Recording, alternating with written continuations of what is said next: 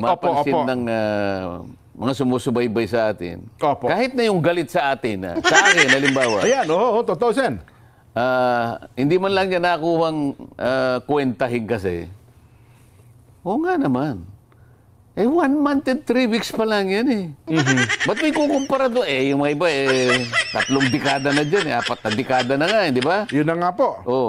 Pero, bakit sa ngayon nakikita ng mamamayan parang may tiwala sila? Kasi nakikita ko rin Totoo po. At sa dami ng mga nagte-text sa akin dyan, hindi ko na kayang sagutin lahat Na nagsasabi na ipagpatuloy mo ito, ganito. Alam mo na, isasagot ko na lang.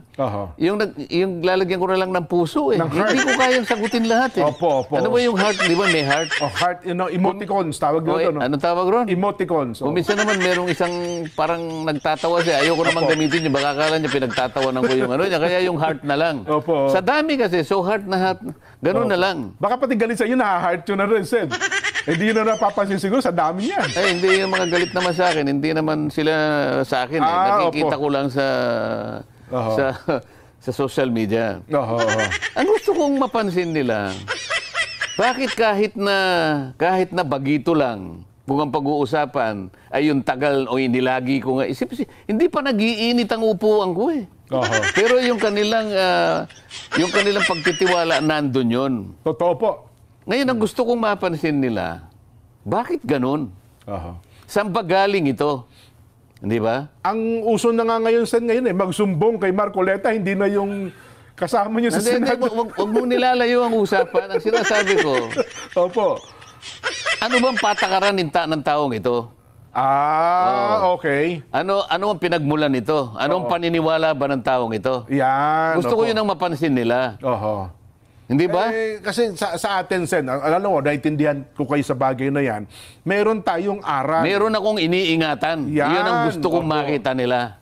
At yun ang gusto kong maibunyag.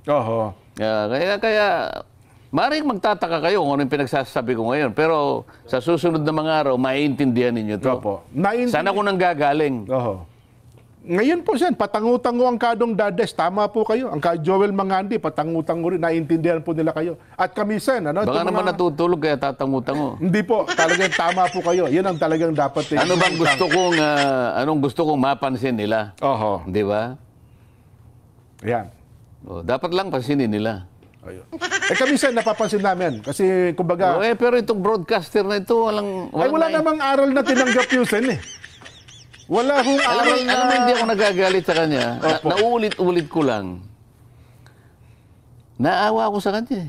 Sa totoo lang. Gusto ko magbago siya ng... Malay mo, baka makapagbago. Pero gusto ko